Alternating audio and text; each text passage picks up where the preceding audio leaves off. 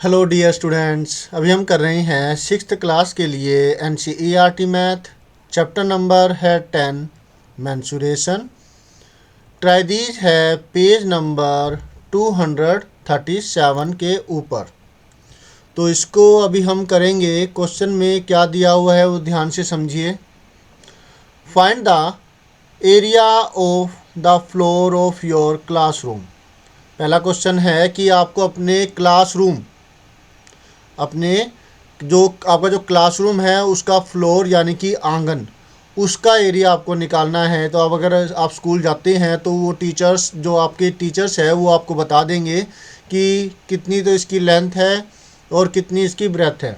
तो आप वैसे कर सकते हैं। मैं एक रफ़ आइडिया लेकर के कर रहा हूँ। ये लेंथ हम लेंगे 11 मीटर और ब्रेथ है वो लेंगे 8 मीटर। लेंथ 11 मीटर और ब्रेथ है वो 8 मीटर। ठीक है। नेक्स्ट जो क्वेश्चन है उसके अंदर देखिए क्या चीज़ है। Find the area of any one door in your house. आपके जो घर के अंदर कोई एक डोर है तो उसका आपको ये निकालना है। क्या आपको निकालना है? उसका एरिया। तो मैंने अभी मेरे कमरे का देखा तो उसमें दो जो दरवाजे हैं वो ऐसे खुलते हैं, बंद होते हैं। राइट, ये हुआ बंद होना, और खुलना है तो वो ऐसे हो जाते हैं। तो टोटल मिलाकर के 97 इसकी ब्रेथ आई थी, तो इसका आधा कर देंगे हम। और जो इसकी जो हाइट है, मतलब नीचे से ऊपर की तरफ जो हाइट है इसकी, वो 206 सेंटीमीटर आई है। तो ये मीटर में है, और ये जो अभी डोर की बात कर रहे हैं ये सेंटीमीटर में होगी। ठीक है। करने को तो उसको भी हम मीटर में कन्वर्ट कर सकते हैं, लेकिन दो टाइप के क्वेश्चन आपके सामने सॉल्व हो जाएंगे 2 यूनिट के अंदर, इसलिए मैंने ऐसा नहीं किया। और फिर इसी को रेफर मान करके, इसी का इस्तेमाल करके, अगर आपके पास कोई और डायमेंशंस आती है, लेंथ और ब्रेथ की कोई और वैल्यू आती है, तो आप उसको भी कर दीजिएगा। तो चलिए फिर अब इसके सॉल्यूशन को करते हैं। Let us do.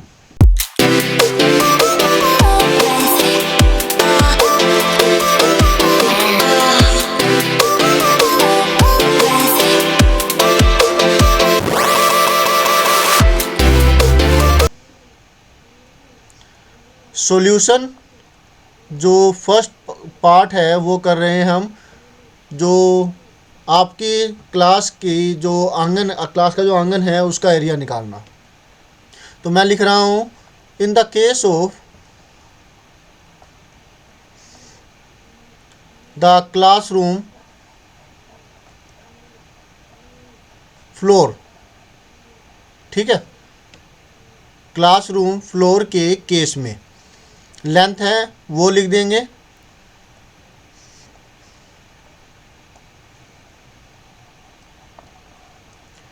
Length is equal to 11 metre, और जो ब्रेथ है इज इक्वल टू 8 मीटर।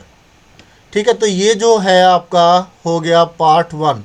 इसको टुकड़ों में अगर करना चाहें, कई बार होता है कि बच्चों को समझ में नहीं आता, तो टुकड़ों में कर दिया। जिसे पार्ट 1 के अंदर मैंने लिखा है कि जो चीज़ दे रखी है वो लिख दिया, और सिर्फ स्टार्टिंग में इन द केस ऑफ, किसका केस है भाई? रेक्टेंगल का केस है, स्क्वायर का केस है, ट्रायंगल का केस है, पेंटागन का केस है, किसका केस है वो चीज़ लिख दी। ओके। अब हम कर रहे हैं पार्ट नंबर 2। पार्ट 2 के अंदर हम इसका एरिया निकाल देंगे, जो कि है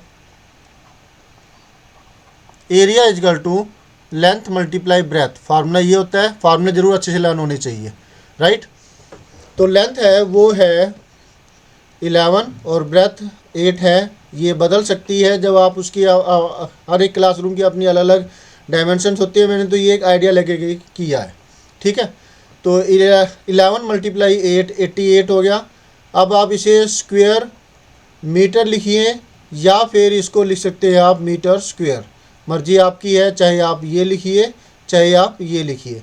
तो अभी हमने निकाला जो आपका क्लासरूम है उसके फ्लोर का एरिया। मान लिया कि ये आपका क्लासरूम है। ठीक है। तो इसका जो ये फ्लोर है इसका एरिया हमने ये निकाला है। Is that clear? तो जो होगा एक रेक्टेंगल की शेप का, ठीक है, ये वाली जो है इस शेप का होगा। तो ये हो गया। अब हम करते हैं दरवाजे का केस, जो कि रेक्टेंगुलर होता है वो भी, दरवाज़ा भी, तो वो वाला अभी हम करेंगे। तो उसके लिए लिख देते हैं इन द केस ऑफ, किसका केस है वो,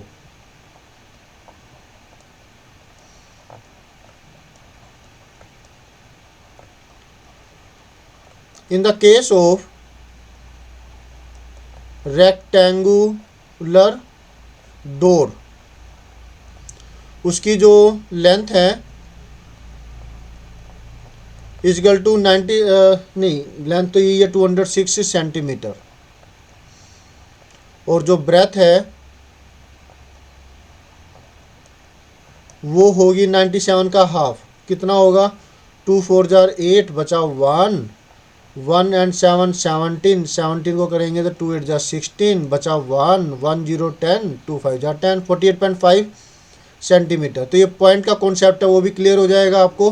वैसे अब आप सोच रहे होंगे तो थोड़ा टिपिकल सा हो गया, ऐसी वैल्यू लेनी क्यों, हम अपने हिसाब से ले लेंगे। तो आप ले सकते हैं अपने हिसाब से जो सही हो। आप इसको आप 50 भी ले सकते थे 48.5 की बजाय, लेकिन मैं चाहता हूँ कि आपकी कैलकुलेशन अच्छी हो, इसलिए लगातार एक तो आपको टेबल अच्छे से आपको आनी चाहिए और उसके बाद कैलकुलेशन के अंदर फास्ट हो जाइए, ठीक है। ओके, जब आपको इतना समझ में आ गया तो ये है पार्ट 1, वैसे ही जैसे हमने ऊपर किया।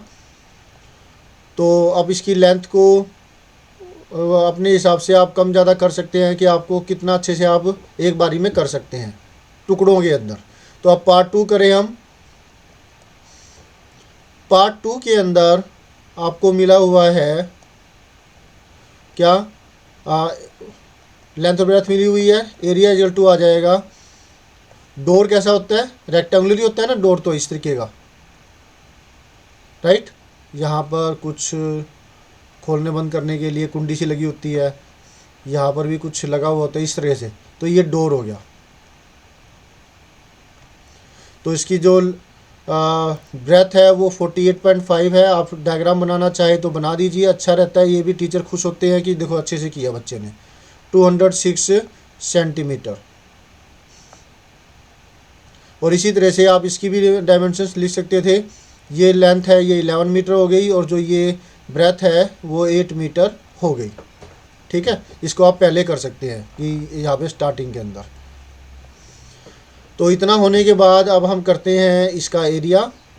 लेंथ मल्टीप्लाई में ब्रेथ, लेंथ है 206 और ब्रेथ है इसकी 48.5।